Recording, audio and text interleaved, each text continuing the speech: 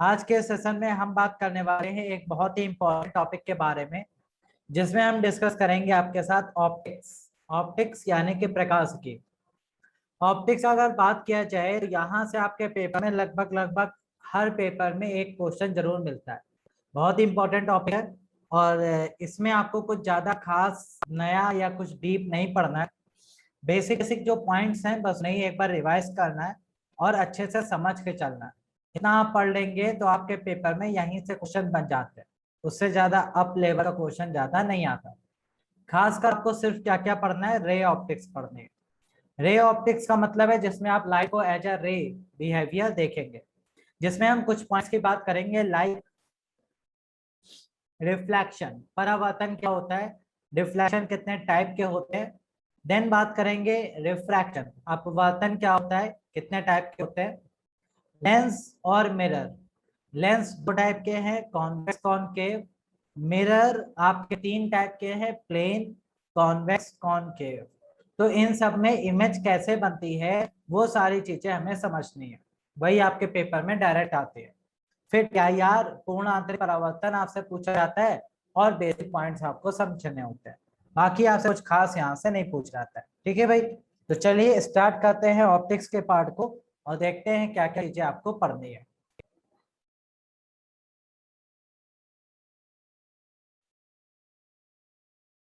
सबसे पहले हम जानेंगे लाइट की प्रॉपर्टीज के बारे में। लाइट यानी कि प्रकाश क्या होता है और उसके अंदर क्या क्या प्रॉपर्टीज होती हैं, ये आपको वन लाइनर फॉर्म में है, डायरेक्ट ऐसे ही पढ़ लेनी है, ज्यादा डीप नहीं जाना है। सबसे पहला प्रॉपर्टी क्या है, लाइट एक इलेक्ट्रोमैग्नेटिक रेडिएशन होता है।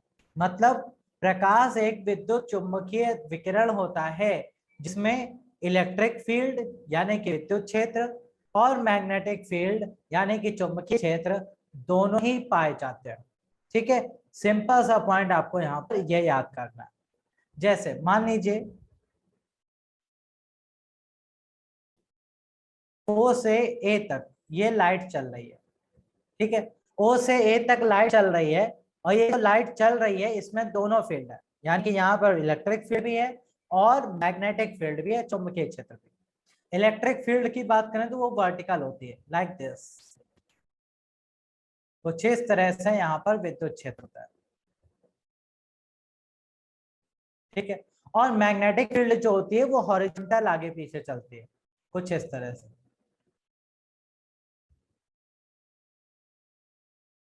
तो इन दोनों का मिक्सचर चल के ही क्या बनता है, आपका लाइट बनती है। बस सिंपल सा पॉइंट आपको यह समझना है।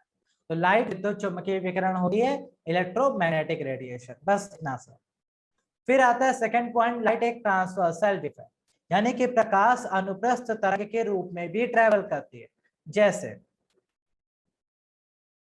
आपको पता है लाइट ऐसे चलती है साइनसॉइडल वेव में, इस तरह से। तो इसका मतलब यही अनुप्रस्थ तरंग होती है। तो प्रकाश हमेशा अनुप्रस्थ तरंग के रूप में चलता है, ये भी क्वेश्चन पेपर में आता है। कहते बताइए लाइट एक कैसा वेव है, तो आंसर है ट्रांसवर्सल है या फिर अनुप्रस्थ तरंग है, जो संग और गल्फ यानी कि क्रेस्ट एंड टो फॉर्मेशन करके मूव करती है। ओके भाई, third property. Third property is light source wave particle duality. मतलब प्रकाश में कभी कभी वेव नेचर भी आता है, कभी कभी पार्टिकल नेचर भी आता है। जब शुरुआत में बात होती थी न्यूटन सर के समय में, तो माना जाता था कि प्रकाश छोटे छोटे कणों से मिलकर बना हुआ है।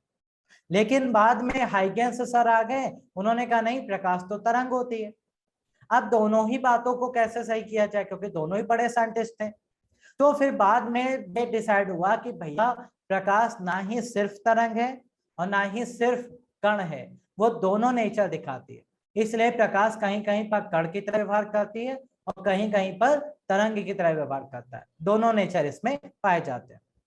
इसके बाद लाइट को चलने के लिए मीडियम नहीं चाहिए, ये इंपॉर्टेंट लाइन है।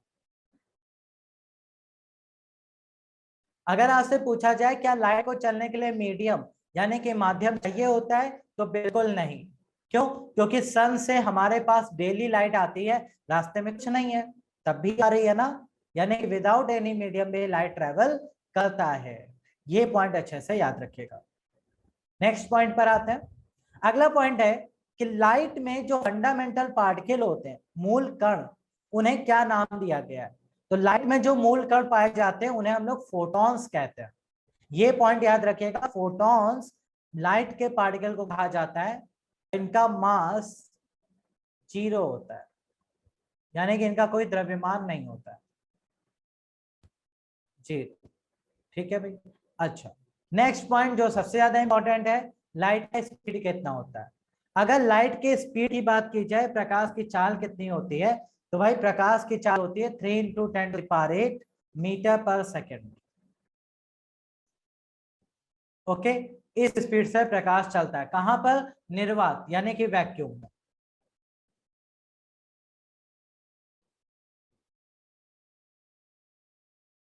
ओके, वो क्या है भाई? निर्वात में है, यानी कि वैक्यूम में। तो वैक्यूम में जो स्पीड होती है वो होती है 3 × 10⁸ मीटर पर सेकेंड। सिंपल सा पॉइंट है। ठीक है भाई, आगे बढ़ते हैं। फिर आता है प्रकाश की चाल, जो है वो तो समझ में आ गई, लेकिन वेवलेंथ कितनी होती है। वेवलेंथ मतलब तरंग दैर्घ्य प्रकाश की कितनी है। तो भैया आपको पता है कि व्हाइट लाइट में 7 कलर होते हैं। विबग्योर,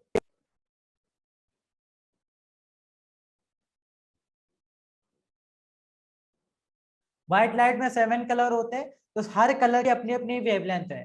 तो व्हाइट लाइट में वेवलेंथ कहां से कहां तक चलती है? 400 नैनोमीटर से लेकर 750 नैनोमीटर तक। तो इसका जो वेवलेंथ होता है तरंग दैर्घ्य 400 नैनोमीटर से 750 नैनोमीटर के बीच में पाया जाता है। ठीक है, ये पॉइंट अच्छे से याद रखिएगा, इंपॉर्टेंट है। इसके बाद आते हैं मोस्ट इंपॉर्टेंट लाइट। कहते हैं ये जो बताइए, जब आप लोग दिन में चलते हो तो आपकी परछाई बनती है, शैडो फॉर्मेशन होता है। तो शैडो प्रकाश के किस नेचर से एक्सप्लेन होता है? तो हम उसको कहते हैं कि प्रकाश सीधी रेखा में चलता है, इसी वजह से शैडो बनता है। तो शैडो क्यों बनती है, परछाई क्यों बनती है? क्योंकि प्रकाश सीधी रेखा में चलता है, इस वजह से। दूसरा क्वेश्चन आता है इक्लिप्स क्यों होता है, चाहे वो सोलर इक्लिप्स हो चाहे लूनार इक्लिप्स हो। मतलब सूर्य ग्रहण हो चाहे चंद्र ग्रहण हो, ये ग्रहण क्यों लगते हैं, उसको भी एक्सप्लेन करने का रीजन है कि लाइट सीधी रेखा में चलता है, इस वजह से। प्रकाश सीधी रेखा में चलता है, कोई चीज सामने आ गई तो उसकी परछाई बनने लगती है, इसी वजह से। तो यहीं से आपके इक्लिप्स भी एक्सप्लेन होते हैं। बस इतनी प्रॉपर्टीज आपको लाइट के बारे में याद रखनी है, सारी के सारी।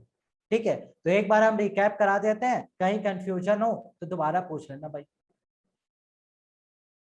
सबसे पहला फर्स्ट प्रॉपर्टी, लाइट एक इलेक्ट्रोमैग्नेटिक रेडिएशन है, मींस विद्युत चुंबकीय विकिरण होता है। इसमें मैग्नेटिक और इलेक्ट्रिक दोनों टाइप की फील्ड पाई जाती है।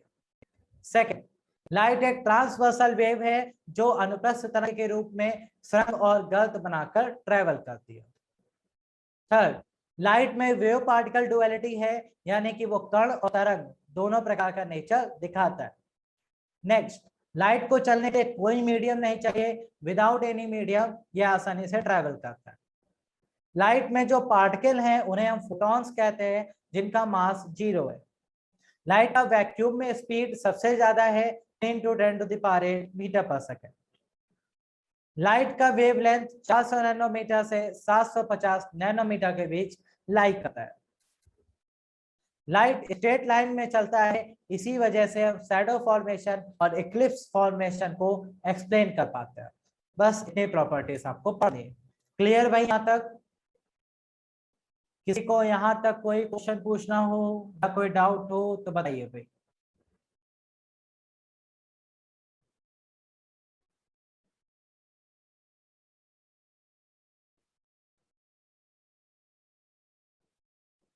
हाँ भाई, किसी को कोई कंफ्यूजन? क्लियर, आगे बढ़े। चलिए, तो भाई अब आते हैं माध्यम यानी कि मीडियम की बात करते हैं। मीडियम कितने टाइप के होते हैं ऑप्टिक्स में? तो भाई 3 टाइप के मीडियम होते हैं, याद रखिएगा। पहला होता है ट्रांसपेरेंट, यानी कि पारदर्शी। ट्रांसपेरेंट पारदर्शी माध्यम वो होते हैं जिन पे अगर आपने लाइट डाली, मान लो ये आपकी लाइट है और ये आपने 100% लाइट एक मीडियम पे डाली, और वो मीडियम कैसा है? पारदर्शी। तो आप दूसरी तरफ क्या देखते हैं कि आपको 100% लाइट मिल रही है। मतलब ऐसे माध्यम जिनसे होकर 100% लाइट ट्रांसफर कर सकती है उन्हें हम लोग क्या कहते हैं, ट्रांसपेरेंट मीडियम कहते हैं। ओके, सिंपल सा लॉजिकल आंसर है कि आपने लाइट डाला, 100% लाइट ट्रांसफर हो गया उस मीडियम से, तो वो ट्रांसपेरेंट है, पारदर्शी, जो पूरे पूरे प्रकाश को अपने से होकर गुजार देते हैं। एग्जाम्पल क्या बनता है, जितने भी ल्यूमिनस ऑब्जेक्ट है वो सब पारदर्शी है। जैसे हमारा सूरज, हमारे घर में जल रहा बल्ब, कैंडल, जलता हुआ कैंडल, तो ये सारे के सारे एग्जाम्पल क्या बनते हैं, पारदर्शी के, जो 100% लाइट को ट्रांसफर कर देते हैं। फिर आता है ट्रांसल्यूसेंट। ट्रांसल्यूसेंट का मतलब पारभासी। पारभासी माध्यम क्या होते हैं, पारभासी माध्यम, ट्रांसल्यूसेंट मीडियम वो मीडियम होते हैं जिनपे आप लाइट तो 100% डालते हैं,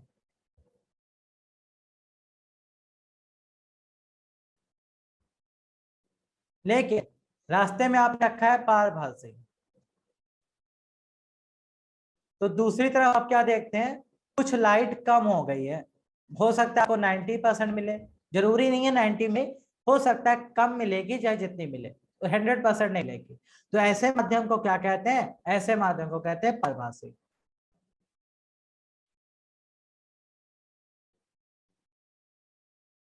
ओके, पारभासी माध्यम कहते हैं 100% लाइट है, 90% बचेगा, ठीक है भाई, तो उसे कहते हैं ट्रांसल्यूसेंट यानी कि पारभासी।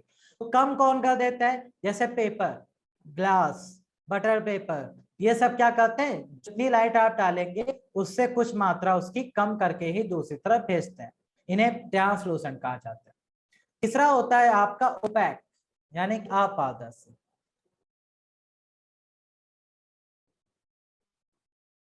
ओपैक यानी कि अपारदर्शी जो माध्यम होते हैं वो क्या करते हैं, उनपे अगर आप लाइट डालोगे तो माध्यम से होकर बिल्कुल भी लाइट नहीं गुजरेगी। जैसे आपने 100% लाइट डाला और रास्ते में दिया अपारदर्शी माध्यम, तो दूसरी तरफ बिल्कुल भी लाइट नहीं मिलेगी। जैसे आपके घर की दीवार, कोई मेटालिक ऑब्जेक्ट, कोई हार्ड ऑब्जेक्ट, तो ये सारे के सारे क्या है, ओपैक माध्यम है। आप खुद एक ओपैक माध्यम है क्योंकि आपके आर पार लाइट नहीं जा सकती। तो माध्यम तीन प्रकार के हैं, ट्रांसपेरेंट जो पूरी पूरी लाइट होकर गुजर जाए, ट्रांसलूसेंट जो कुछ मात्रा में लाइट जाती है कुछ मात्रा में नहीं, और ओपैक जो बिल्कुल लाइट को अपने से गुजरते नहीं देते। तो ये तीन प्रकार के माध्यम होते हैं। इसके बाद आपका कॉन्सेप्ट आता है रिफ्लेक्शन ऑफ लाइट। रिफ्लेक्शन यानी कि परावर्तन क्या होता है, बहुत ही कॉन्सेप्चुअल चीज है, ध्यान से समझिएगा क्या होता है परावर्तन। रिफ्लेक्शन यानी कि परावर्तन आपको दो टाइप के माध्यम में दिख जाता है, एक ट्रांसलूसेंट और दूसरा ओपैक। ओके, आपके पास अगर ट्रांसलूसेंट या ओपैक माध्यम है तो उसमें आप रिफ्लेक्शन आसानी से देख सकते हैं। अच्छा भाई, रिफ्लेक्शन होता क्या है, जब प्रकाश की किरण एक माध्यम से दूसरे माध्यम में जाने का ट्राई करती है बट दूसरा माध्यम उसको अलाउ नहीं करता और वो बेचारी वापस उसी माध्यम में चली जा रही, इस फिनोमिना को रिफ्लेक्शन कहते हैं, परावर्तन कहते हैं। जैसे मान लीजिए यहां पर एक लोहे का टुकड़ा रखा हुआ है, आयरन, अब इस पर एक लाइट आती है, ये लाइट रे इंसिडेंट हो गई, अब लाइट इसके अंदर तो जा नहीं सकती क्योंकि ये ओपैक मीडियम है, लोहे का टुकड़ा है, तो लाइट वापस चली जाती है। तो अब क्या हुआ, प्रकाश एक माध्यम से दूसरे माध्यम में जा रही थी, दूसरे माध्यम ने उसको अलाउ नहीं किया तो वापस उसी माध्यम में चली गई। इसी फिनोमेना को क्या कहा जाता है, रिफ्लेक्शन कहा जाता है, परावर्तन कहते हैं, कि प्रकाश का वापस उसी माध्यम में लौट जाना, रिफ्लेक्शन। तो रिफ्लेक्शन में क्या क्या चीजें इंपॉर्टेंट, मान लीजिए यहाँ पे आपने ले रखा है ग्लास पीस जो कि आपने पेंट कर रखा है एक तरफ से, मतलब ये मिरर है, दर्पण, ये मिरर है। अब मिरर में क्या होता है, आपको एक इमेजिनरी नॉर्मल बनाना होता है जहां से लाइट रे आ रही होती है उसके लिए, ये क्या कहलाता है, ये कहलाता है अभिलंब, यानी कि नॉर्मल। और ये कैसा होता है, ये इमेजिनरी होता है। अब लाइट रे एक इंसिडेंट हुई, मान लो यहां पर, ये जो लाइट रे इंसिडेंट होती है इसे क्या कहते हैं, इसे कहते हैं इंसिडेंट रे। इंसिडेंट रे यानी कि आपतित किरण। अच्छा, ये नॉर्मल के साथ जो एंगल बनाती है, किसके साथ, नॉर्मल के साथ, ये कहलाता है एंगल ऑफ इंसिडेंस आई। इसे हम लोग कहते हैं एंगल ऑफ इंसिडेंस आई। ठीक है, अब ये अंदर तो जा नहीं सकती, तो ये वापस चली जाएगी इसी तरह। तो जब ये वापस जाती है तो इसे कहते हैं रिफ्लेक्टेड रे। ओके, परावर्तित किरण।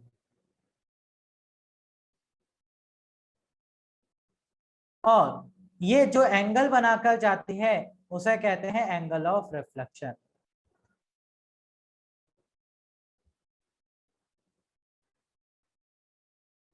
यानी कि परावर्तन कोण। अच्छा भाई, ये आपका बेसिक पॉइंट है जो आपको समझना था, ये समझ लिया। अब आगे बढ़ते हैं। अब आते हैं important point, loss of reflection, यानी कि परावर्तन के नियम कितने होते हैं। भाई परावर्तन के दो नियम आपको सिंपली यहाँ पे समझने हैं। कौन कौन से।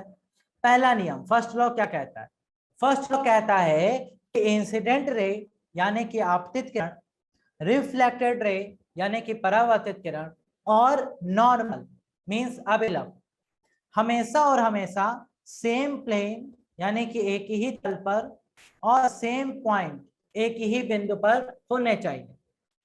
मतलब ऐसा नहीं हो सकता कि इंसिडेंट रे किसी और प्लेन पे है, रिफ्लेक्टेड रे कहीं और जा रही और नॉर्मल कहीं और बन रहा, ऐसा नहीं है।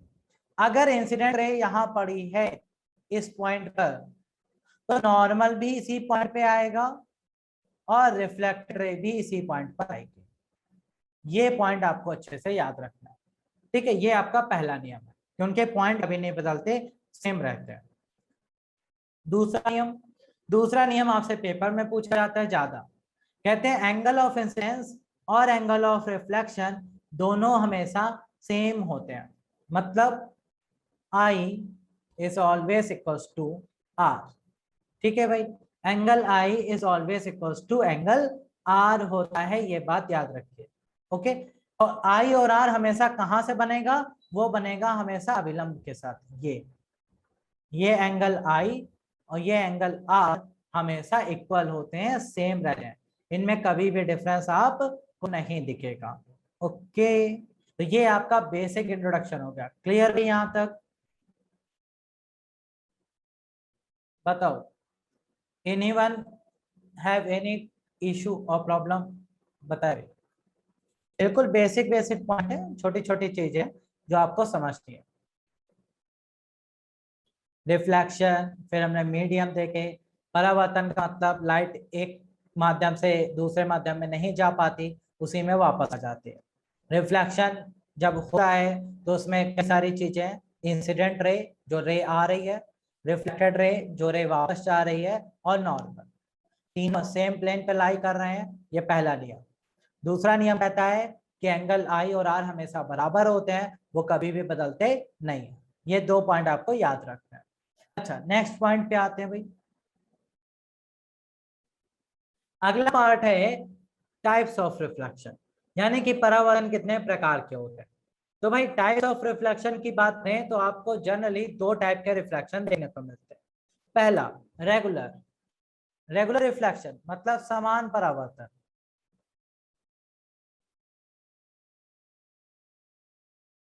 रेगुलर रिफ्लेक्शन समान परावर्तन हमेशा और हमेशा हमें ओनली ऑन प्लेन सरफेस पर देखने को मिलता है, सिर्फ और सिर्फ प्लेन सरफेसेस पर, यानी कि समतल सतह पर देखने को मिलता है। ओके भाई, ये पॉइंट अच्छे से याद रखिएगा। समतल सतह का मतलब जैसे कांच या फिर आपके घर का मिरर यानी कि दर्पण, यहाँ पे आपका होता है रेगुलर रिफ्लेक्शन। इसके अलावा आपका कहीं भी रेगुलर रिफ्लेक्शन नहीं होता, याद रखिएगा। तो ये कहाँ देखने को मिलता है? मिरर, यानी कि दर्पण में देखने को मिलता है। ओके, अच्छा, प्लेन सरफेस जो है उस पर रिफ्लेक्शन जो है समान, इसका मतलब क्या है? मतलब बहुत आसान है। आप इस फिगर को देखिए जरा ध्यान से। इस पर जो लाइट रेस आ रही हैं उन सबके बीच क्या रिलेशन है? सर ये सारी की सारी एक दूसरे के समांतर है, मींस पैरेलल है। ठीक है, जब ये सब रिफ्लेक्ट हो रही हैं यानी कि परावर्तित हो रही है, तो भी इनके बीच क्या रिलेशन है? सर तब भी समांतर है। मतलब रेगुलर रिफ्लेक्शन वो होता है जिसमें इंसिडेंट रेस यानी कि आपतित किरणों के बीच जो रिलेशन था, आफ्टर रिफ्लेक्शन, परावर्तन के बाद रिफ्लेक्टेड रेस में भी वही रिलेशन रहता है, उनके बीच का रिलेशन नहीं बदलता। जब वो किरणें आ रही थी तो भी पैरेलल थी, जा रही हैं परावर्तित हो रही हैं तब भी पैरेलल है। तो इस टाइप के रिफ्लेक्शन को कहते हैं रेगुलर रिफ्लेक्शन, समान परावर्तन। ठीक है भाई, रिलेशन नहीं बदलने वाला। लेकिन दूसरा टाइप होता है डिफ्यूज्ड। डिफ्यूज्ड का मतलब असमान परावर्तन।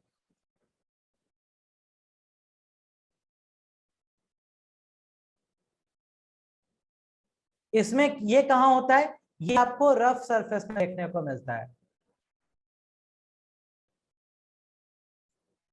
रफ सरफेस यानी कि जो खुरदुरी सतह होते हैं,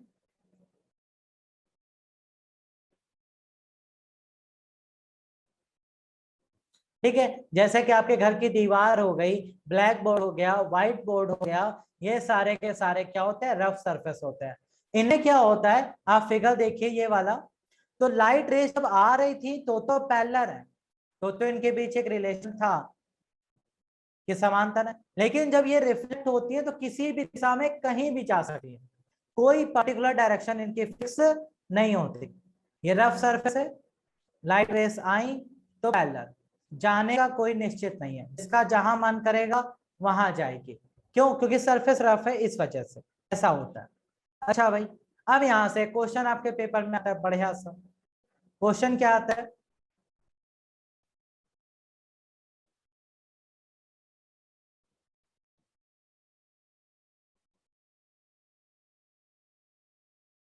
असमान परावर्तन में, डिफ्यूज रिफ्लेक्शन में आपके पास चार ऑप्शन है, करेक्ट आंसर क्या बनता है ये आपको बताना।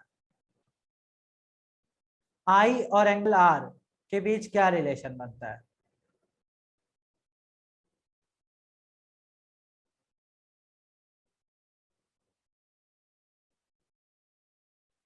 बताओ भाई। आई और आर बराबर होते हैं, आई और आर बराबर नहीं होते हैं, आई बड़ा होता है आर से, या फिर आर बड़ा होता है आई से। तो आई और आर, इंसिडेंट एंगल और रिफ्लेक्टेड एंगल के बीच क्या रिलेशन होता है डिफ्यूज रिफ्लेक्शन में? बोलो भाई, जल्दी से, रिलेशन क्या बनेगा?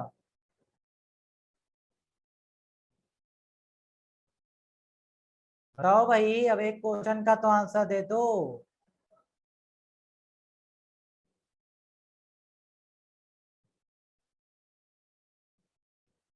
ओके, तो बी ऑप्शन चूज कर रहे हैं दो तीन लोग, बाकी लोग आंसर देने में मेहंदी लगी है क्या भाई हाथों में? एक आंसर ही चूज करना है आपको।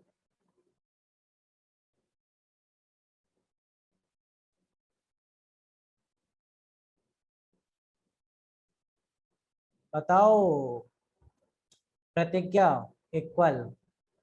ओके, मोस्टली सभी लोग बी ऑप्शन चूज कर रहे हैं कि सर बी ऑप्शन होगा, ज्यादातर लोग बता रहे हैं। करेक्ट आंसर है ऑप्शन नंबर ए ऑप्शन है सर राइट आंसर। भैया देखो, सिंपल सा लॉजिक है, कुछ आपको यहाँ पे दिमाग नहीं लगाना है एक्स्ट्रा। लॉजिक क्या लग रहा है? लॉजिक ये लग रहा है कि आई और आर हमने बताया आपको बराबर होते हैं, तो आई और आर हमेशा बराबर रहेंगे, चाहे रेगुलर हो चाहे डिफ्यूज्ड हो, क्योंकि ये एक नियम है और अभी अभी आपको ये नियम हमने पढ़ाया है। नियम कभी भी गलत नहीं होते, इसीलिए आपको ये कंफ्यूजन नहीं रखना है कि डिफ्यूज्ड हो रहा है तो आई और आर बराबर नहीं होंगे, ऐसा नहीं होता। चाहे रेगुलर हो चाहे डिफ्यूज, आई और आर हमेशा बराबर है, ये एक नियम है, यानी कि लॉ होता है। ठीक है भाई, बस इतना सा लॉजिक आपको समझना है। चलिए नेक्स्ट आते हैं। अब बात करते हैं मिरर यानी कि दर्पण के बारे में।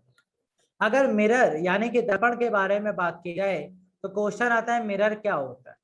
तो बहुत सिंपल सी बात है, मिरर रिफ्लेक्शन के प्रिंसिपल पे काम करते हैं, यानी कि परावर्तन के सिद्धांत पे काम करते हैं, और ये उनको बनाने का तरीका बहुत आसान है।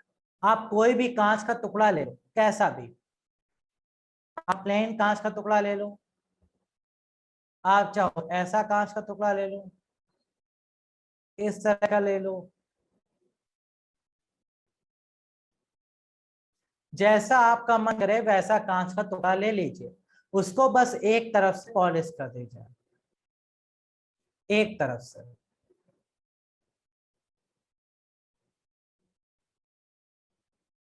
ठीक है, तो कांच का एक टुकड़ा लेकर अगर आप उसको एक तरफ से पॉलिश कर देंगे तो वो ही बन जाएगा मिरर, यानी कि दर्पण बन जाएगा।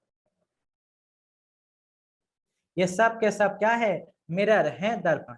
अब यहां से क्वेश्चन आता है, कहते सर पॉलिश करने के लिए क्या यूज करें, क्या किसी भी चीज से पॉलिश की जा सकती है? नहीं, पॉलिश करने के लिए हम एक ऐसे मटेरियल का यूज करते हैं, मतलब ऐसे पदार्थ का प्रयोग करते हैं जो बहुत अच्छा रिफ्लेक्टर हो, मतलब बहुत अच्छा परावर्तक हो। तो सबसे अच्छे रिफ्लेक्टर में आपके दो नाम आते हैं, एक है सिल्वर और दूसरा है जिंक। तो सिल्वर और जिंक यानी कि चांदी और जिंक, ये दो ऐसे मटेरियल हैं जिनका यूज हम पॉलिश करने में करते हैं। आपके घर में जो मिरर आता है आपने देखा होगा, जब कभी भी वो टूटता है तो पीछे ब्राउन कलर का या फिर व्हाइट कलर का पॉलिश होता है, वो इन्हीं से किया जाता है, सिल्वर से या फिर जिंक से किया जाता है। ठीक है भाई, क्योंकि ये बहुत अच्छे रिफ्लेक्टर होते हैं। अच्छा, अब आते हैं टाइप्स ऑफ मिरर। मिरर कितने प्रकार के होते हैं अगर आपसे ये पूछा जाए, तो भाई मिरर आपके दो प्रकार के होते हैं। कौन कौन सा? पहला होता है प्लेन मिरर। प्लेन मिरर का मतलब समतल दर्पण।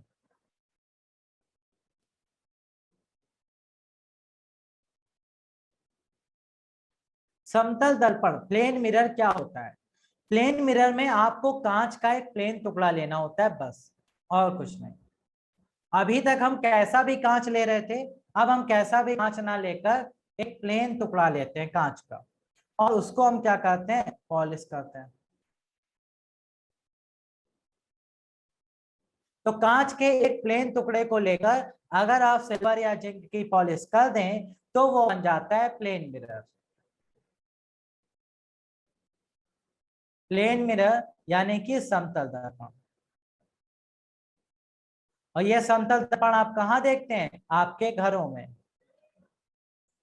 आपके घरों में जो मिरर यूज होता है वो प्लेन मिरर ही होता है। ठीक है, अच्छा अब यहां से आपके क्वेश्चंस बनते हैं। कहते हैं बताइए प्लेन मिरर में जो इमेज बनती है वो कैसी बनती है। नोट्स आपको पीछे अवेलेबल है, हम आपको समझाते हैं इमेज फॉर्मेशन।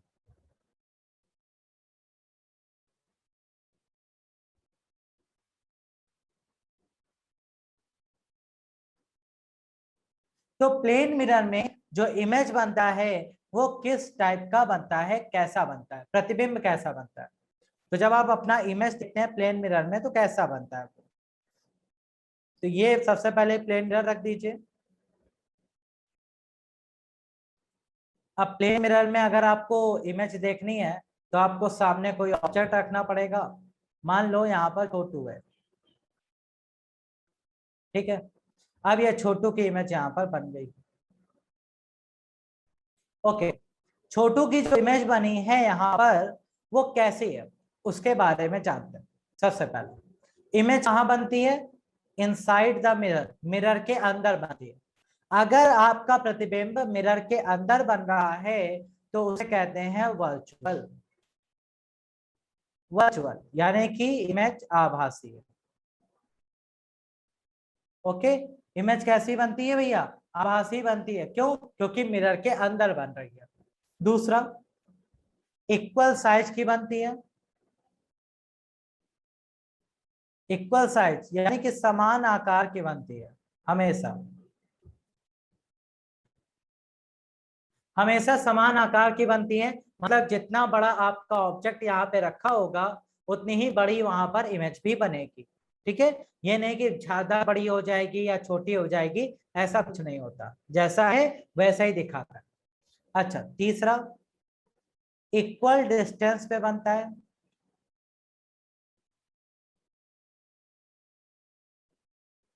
यानी कि समान दूरी पर बनता है। मतलब अगर आप मिरर से डी दूरी पर खड़े हो तो इमेज भी मिरर के अंदर डी दूरी पर ही बनेगी। अगर आप ज्यादा दूर जाओगे तो इमेज भी दूर जाएगी। आप मिरर के पास आओगे तो इमेज भी पास आएगी। तो कुल मिलाकर इक्वल डिस्टेंस पे इमेज बनती है। इसके बाद इरेक्ट बनती है, मतलब सीधा बनता है।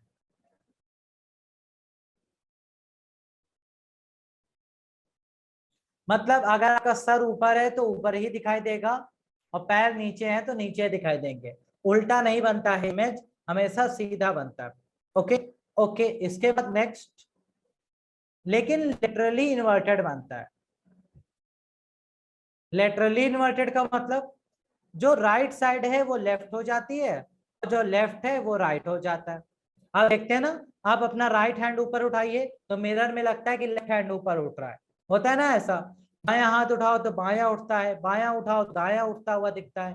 क्यों? क्योंकि ये इमेज को पलट देता है, लेटरली इन्वर्ट कर देता है।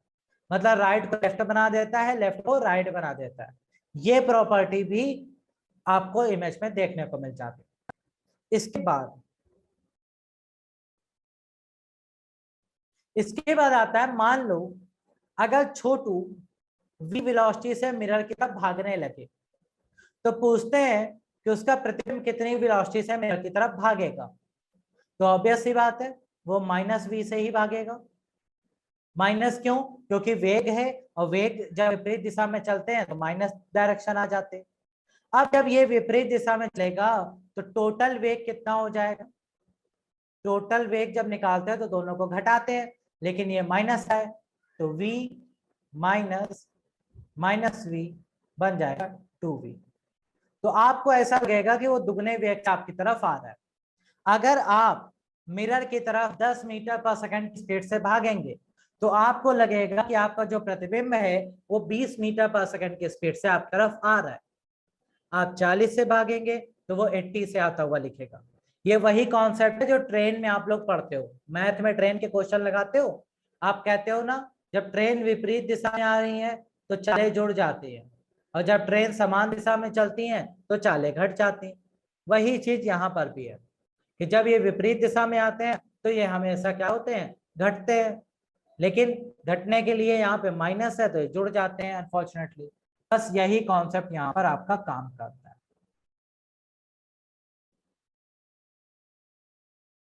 ओके, बस इतने से कॉन्सेप्ट आपको यहाँ पर समझने थे।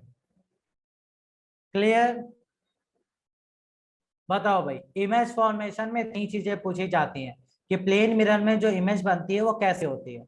वो वर्चुअल होती है, आभासी है क्योंकि मिरर के अंदर है, इक्वल साइज की है, समान आकार की है, समान दूरी पर बनती है, हमेशा कैसे बनती है भाई? इक्वल साइज की, लेटरली इन्वर्टेड बनती है।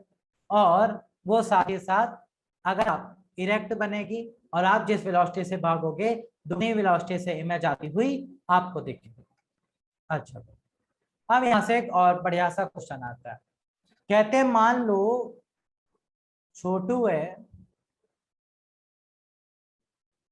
और छोटू चाहता है अपनी पूरी इमेज देखना, तो मिनिमम कितनी लंबाई का प्लेन मिरर वो यूज करे कि वो अपनी पूरी इमेज देख सके? ये आपसे पूछा जाता है। छोटू की हाइट मान लो h है, इमेज भी h का ही बनेगा। तो आपसे पूछा गया है कि मिनिमम लेंथ बताइए मिरर का जिससे कि छोटू अपना कंप्लीट इमेज देख सके। तो दर्पण का न्यूनतम लंबाई क्या होना चाहिए?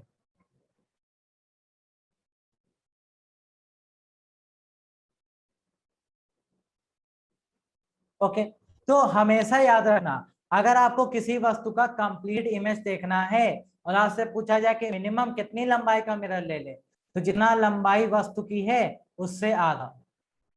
अगर छोटू 6 फुट का है तो 3 फुट का मिरर रख दो, छोटू 4 फुट का है तो 2 फुट का मिरर रख दो, छोटू किलोमीटर में लंबा है तो जितना किलोमीटर लंबा है उसका आधा लंबाई उठा दो। तो जितना बड़ा ऑब्जेक्ट उससे आधी लंबाई का मिरर रख दिए, आपको उसकी पूरी इमेज आसानी से दिख जाएगी, आपको कुछ करने की जरूरत नहीं पड़ेगी। ठीक है, ये पॉइंट आपसे पूछा जाता है। इसके बाद आता है नेक्स्ट पार्ट, कहते कि बताओ प्लेन मिरर का फोकल लेंथ यानी कि फोकस दूरी कितना होता है और इसका रेडियस ऑफ कर्वेचर यानी कि वक्रता त्रिज्या कितनी होती है। तो दोनों के ही आंसर क्या है, इनफाइनाइट यानी कि अनंत। ये भी इनफाइनाइट, ये भी इनफाइनाइट। ठीक है भाई, तो प्लेन मिरर का फोकस दूरी भी अनंत होता है और वक्रता त्रिज्या भी अनंत होता है, ये बात अच्छे से याद रखिएगा। ठीक है, अगर आपसे पूछे फोकस दूरी अनंत, वक्रता त्रिज्या अनंत, दोनों इनफाइनाइट होती है। ओके, तो ये आपका प्लेन मिरर कंप्लीट हो गया है। प्लेन मिरर में इससे ज्यादा आपसे कुछ नहीं पूछेगा। किसी को कोई समस्या हो तो बताओ भाई।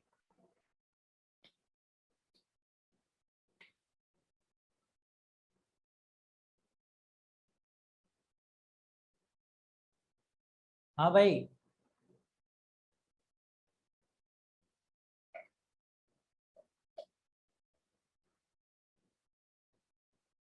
कुछ पूछना किसी को? अरे हाँ ना तो बोल दिया करो भैया।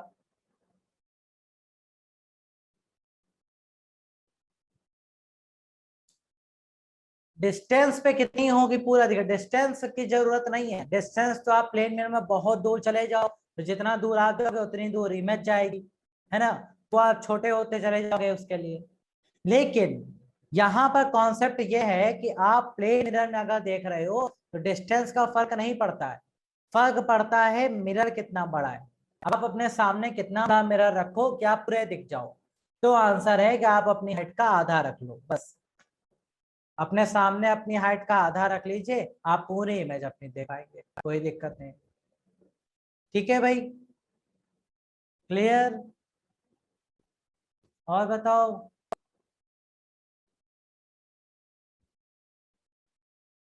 और किसी को डाउट है तो पूछो भैया, नहीं है तो कम से कम यही लिख दिया करो, हाँ सर क्लियर। हमें लगे यहाँ हो, यहाँ हमें लगता है हम कहानी ऐसा सुना रहे हैं, सुन के एकदम चल देते हो, यहाँ सर हो गया। चलो, अब आते हैं नेक्स्ट पार्ट। अगला पार्ट आपका आता है स्फेरिकल मिरर यानी कि गोलीय दर्पण।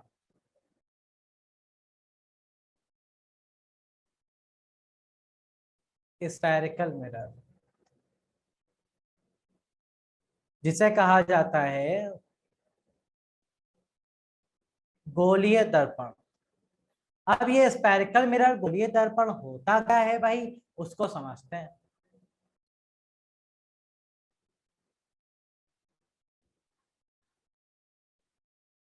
ओके, स्फेरिकल मिरर ये कहते हैं भाई दो टाइप के होते हैं। पहला होता है कॉन्वेक्स यानी कि उत्तल दर्पण, जो आपको कुछ इस तरह से बनता हुआ दिखाई देता है। ओके, और दूसरा होता है कॉनकेव यानी कि अवतल दर्पण, जो कुछ इस तरह से बनता है। ओके, तो कॉन्वेक्स और कॉनकेव दो टाइप के आपके प्लेन मिरर मार्केट में आते हैं। अब ये प्लेन मिरर जो है इनके बारे में थोड़ा सा प्रॉपर्टीज जान लेते हैं। सबसे पहले बात करते हैं कॉनकेव यानी कि अवतल दर्पण की। अवतल दर्पण जो होता है उसको हम लोग क्या कहते हैं, कन्वर्जिंग मिरर। Converging mirror. क्यों कहते हैं कन्वर्जिंग मिरर? क्योंकि इस पर जो लाइट पड़ती है ना, ये उस लाइट को एक जगह केंद्रित कर देता है, कन्वर्ज कर देता है। देखो कैसे, जैसे ये आपका कॉनकेव मिरर रखा हुआ है और यहां आपने मुख्य अक्ष बना लिया प्रिंसिपल एक्सिस। ठीक है भाई, ये प्रिंसिपल एक्सिस बनाया मुख्य अक्ष। ये यहाँ पे पोल हो गया, ध्रुव, यहां कहीं आपका सेंटर हो गया, केंद्र।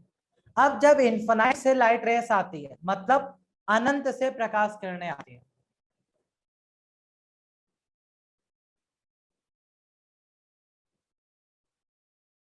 इन्फिनाइट से लाइट रेस जब आकर इस पे पड़ती हैं तो वो रिफ्लेक्ट होंगी, परावर्तित होंगी, क्योंकि मिरर है, तो रिफ्लेक्ट होकर वो एक पॉइंट पर आकर मिलती हैं। और जिस पॉइंट पर आकर ये सभी लाइट रेस मिलती हैं, वहीं पर क्या बनती है? इमेज बनती है, प्रतिबिंब बनता है।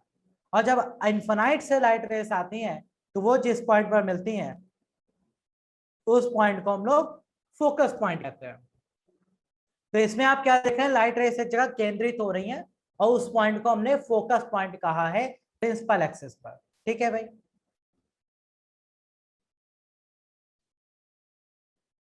ओके। तो ये पॉइंट अच्छे से याद रखिए कि प्रकाश की किरणें गई, टकराई और वापस आई, वापस आकर जिस पॉइंट पर मिल रही हैं उस पॉइंट को हमने फोकस पॉइंट नाम दे दिया। सिंपल सा। ये कन्वर्जिंग लेंस क्यों, मिरर क्यों है? क्योंकि पता चल रहा है कि एक जगह केंद्रित कर रही है लाइट। अच्छा, दूसरा आता है आपका कॉन्वेक्स। कॉन्वेक्स यानी कि उत्तल दर्पण। उत्तल दर्पण को हम लोग डाइवर्जिंग कहते हैं, डाइवर्जिंग मिरर। अब ये डाइवर्जिंग मिरर क्यों है, उसका रीजन समझिए। ये रहा आपका कॉन्वेक्स, पॉलिश कर दिया, प्रिंसिपल एक्सिस बनाया।